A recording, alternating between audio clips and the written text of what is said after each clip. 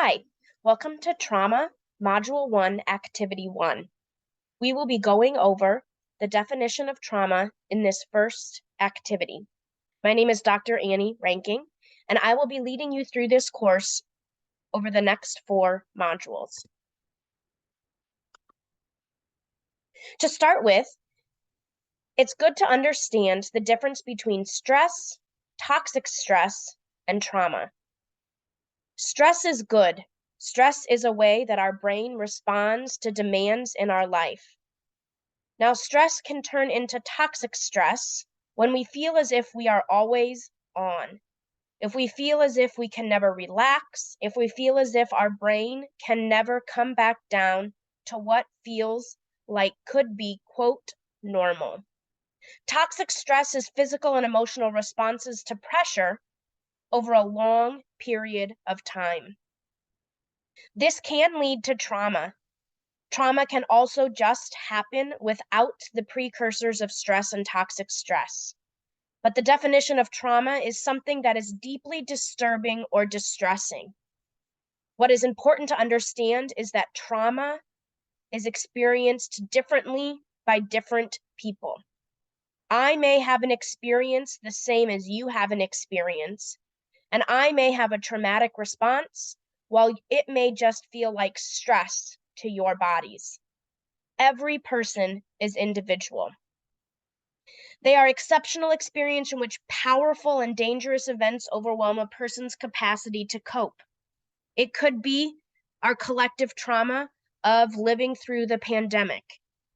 It could be experiencing of a natural disaster, such as a tornado or hurricane. It could be experiencing something as watching a death, watching community violence, or even experiencing community pollution or environmental pollution over a long period of time.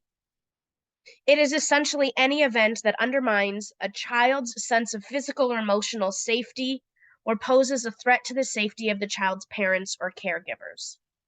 Now, that's in the definition of what trauma is in the life of a student that we may be working with. But trauma can also happen to us as adults. And so as we focus on the impact of trauma, there are 4 different types of trauma that I want us to be able to review. There's acute trauma, chronic trauma, system-induced trauma, and complex trauma. As you can see here on the screen, there are the definitions of these different types of trauma. No trauma is any worse or any better than any of the others. And as I've already stated, each person experiences trauma in their own unique way. They experience the impact of experiences in their own unique way. So please make sure that you understand the differences in acute, chronic, system-induced, and complex as you dive in to the rest of this course. And as I've already stated, there are multiple examples of trauma. Here are just a few.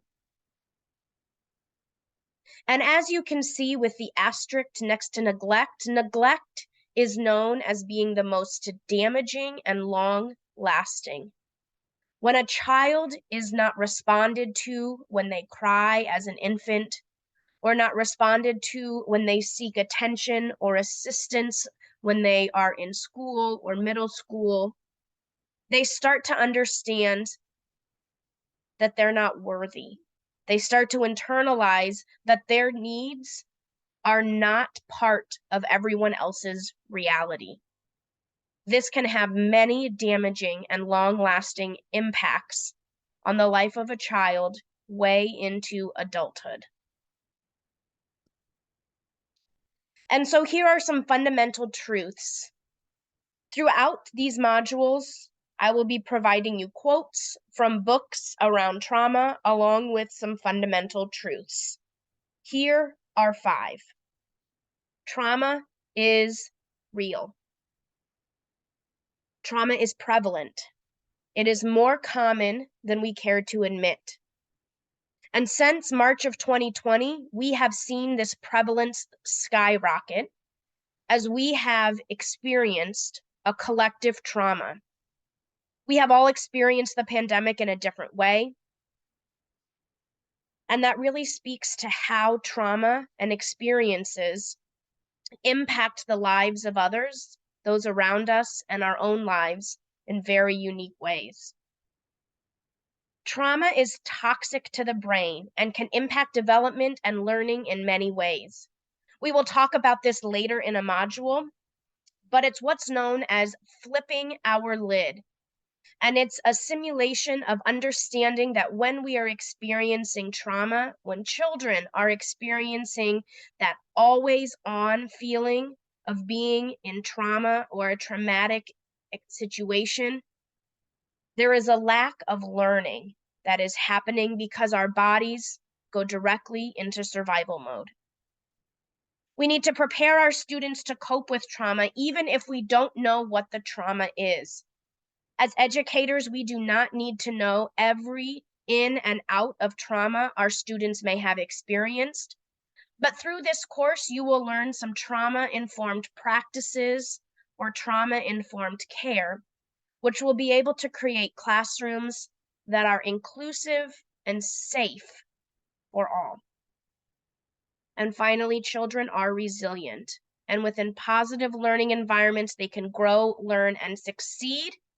In our last module, we'll talk about children and resiliency and the importance of building strong relationships. And so when you're thinking about trauma, regardless of the age of children you're working with, this is what trauma could look like. This is the result of trauma that you might see in children you're working with. So for preschool children, they might develop fears. For elementary school children, they may start to talk about traumatic events. They may have difficulty sleeping, which then would impact their time awake in your class.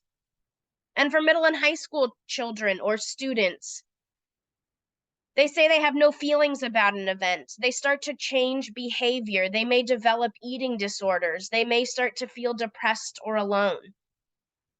And so it's our job as educators to understand when that change in behavior happens, that we start to understand if it's a response to trauma and how to really embed the trauma-informed practices that we'll learn throughout our time together. This is the end of Module 1, Activity 1.